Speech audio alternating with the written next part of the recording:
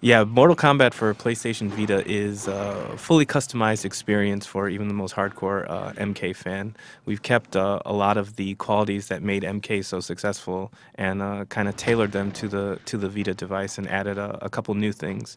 One of the things that we're going to show you today is the bonus challenge tower, which is a series of 150 missions that are tailored to the PlayStation Vita. The game runs at 60 frames per second, just like the console version as well. But we've also added touchscreen functionality and the accelerometer in pretty interesting ways that we weren't able to do, obviously, in the console version of the game. What Brian's going to show you now is one of the new mechanics that we put in the game, which is touchscreen fatalities.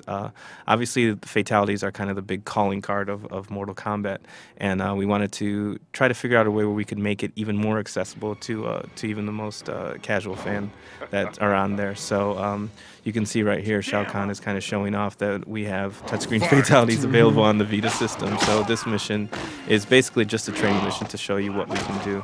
So you get to beat up on everyone's favorite punching bag, which is Johnny Cage.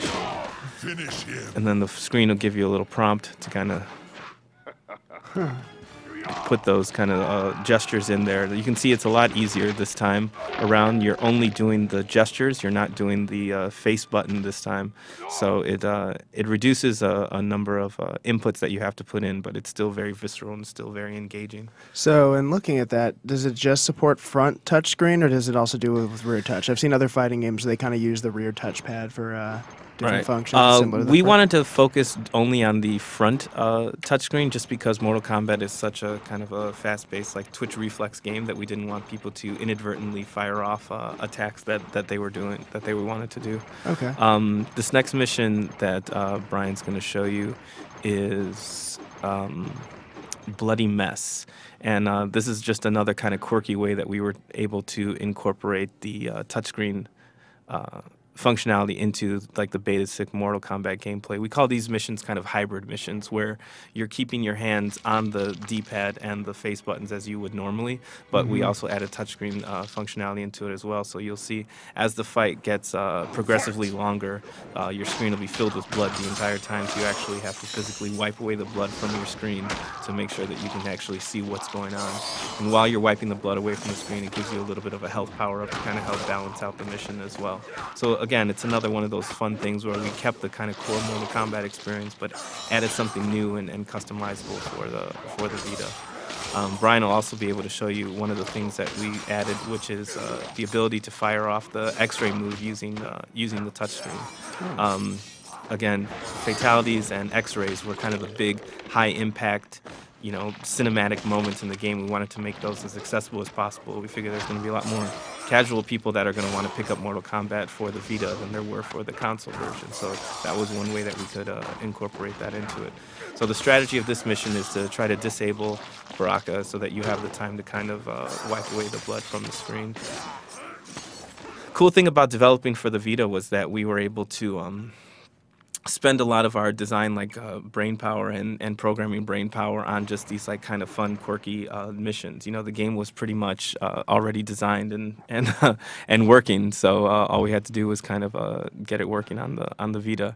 This mission is called a juggle mission, and basically we wanted to use kind of intuitive game design elements that people are kind of already used to.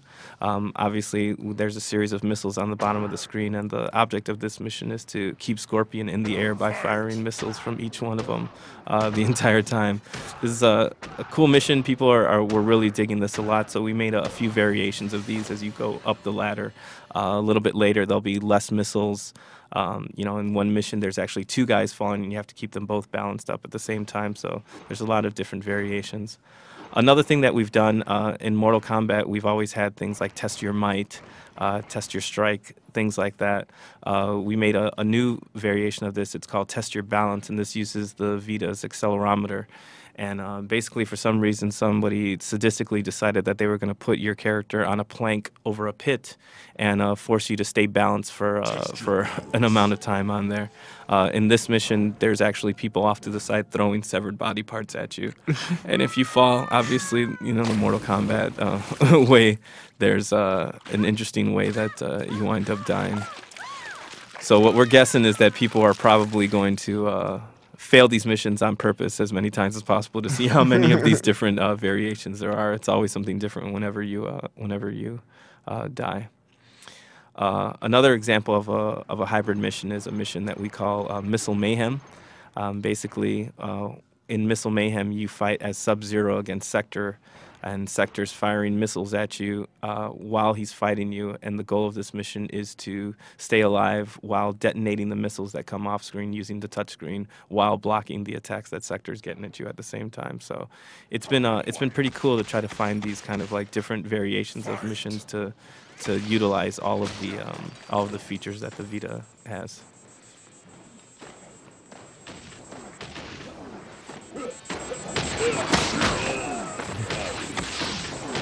So you can see the game runs at 60 frames per second.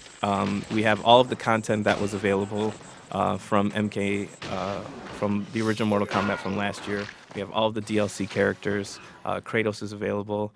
And we have all of the costumes that we had released available as well. Plus, we have an additional 16 costumes that are exclusive to the Vita that we reward to the player throughout Challenge Tower.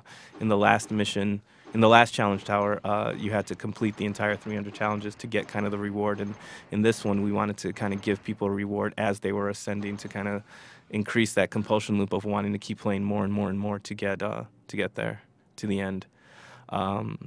This mission is kind of part 2 of one of the more popular missions from Challenge Tower of Mortal Kombat, and this is where Melina is actually trying to give Scorpion a teddy bear that he doesn't want. So he kicks it back at her, and it's just one of these kind of standard fights. He's gonna be a big meanie and fight Melina even though she just wants to be friends. But yeah, you can see we've kept a lot of the same elements from MK9. You can see the train went by, the dynamic lighting is still there. We really wanted to keep it on par with the console version of it. We didn't want to kind of take any shortcuts, and we wanted to give the background, the personalities that they had from the console version as well. So does that also include the story mode is fully intact from the console version as well? Yes, the story mode is fully intact with the same kind of seamless transitions from the narrative elements to the gameplay elements as well. Okay. Now, I'd also read that NetherRealm's not working on any online multiplayer per se. Are there any kind of online features that it'll have? Is there any PlayStation Store integration that we can expect to see? Yeah, we have both ad hoc and infrastructure multiplayer available. So you can play tag team and 1 versus 1 in both modes. We also have the tweak variable and balance system from the console version integrated in this as well. So we have all the latest patches and all the latest balance data available. So if something gets updated on the console version, it'll be updated on the Vita version as well to keep them kind of at the same place as both of them. This is another interesting mission. This is a mission where Striker, for some reason, has an infinite number of fruits and vegetables that he can hurl at you, and you actually have to cut them. And it's kind of a tug of war with your super meter. You want to fill up your super meter before your opponent does. When he hits you with something, his meter fills up. When you slice the vegetables and fruit, you gain the super meter. So again, this just shows you a way that we're using the combat engine in kind of an interesting way. Are you about to lose? Oh, you lose. And here we are diving into multiplayer Mortal Kombat on PlayStation Vita. So we're playing an ad hoc match. Let's see what you're made of. So my humiliation will come from 3 feet away. Fight! Cool thing about ad hoc is that you can't really rage quit. No. Because the person's in the room. You can rage at them, but you can't rage rage at quit them, but you on can't them. rage quit on them.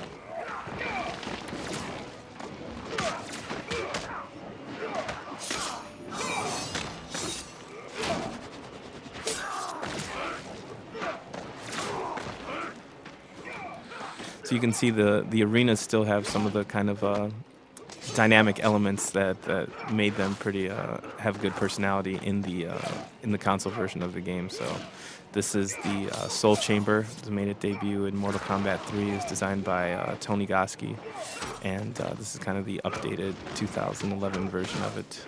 we wanted to make sure that we kept the Solnado still viewable and the kind of the background NPC characters as well. Scorpion wins. Wow. He was being Round nice. He was being very nice. fight.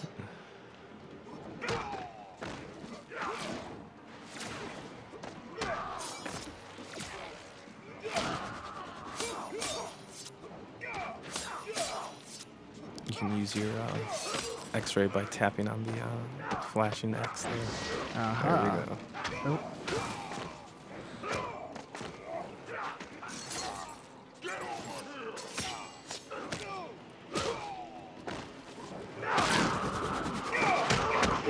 I had that one coming.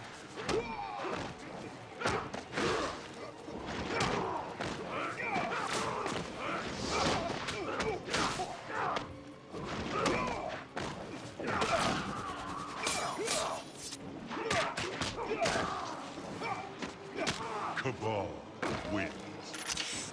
Apparently failure is an option. Round fight.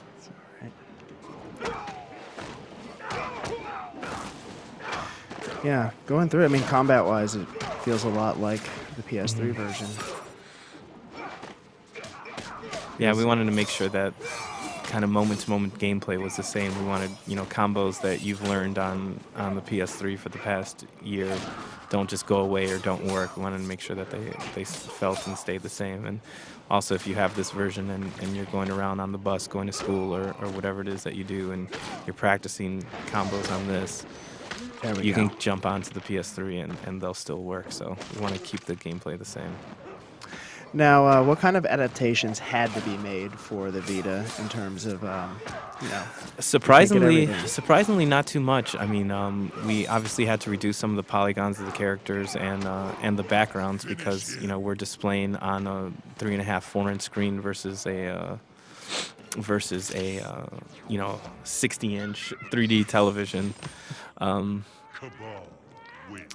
But for the most part, because the fidelity of the Vita screen is so sharp, you really can't tell the difference of what we did. It really does look on par with the console version. All right, excellent. So, when can we expect to see this in our soon-to-be coming out PlayStation Vitas? We right now are targeting a spring 2012 release, so we should be within the launch window. All right, thank you. All right, thanks.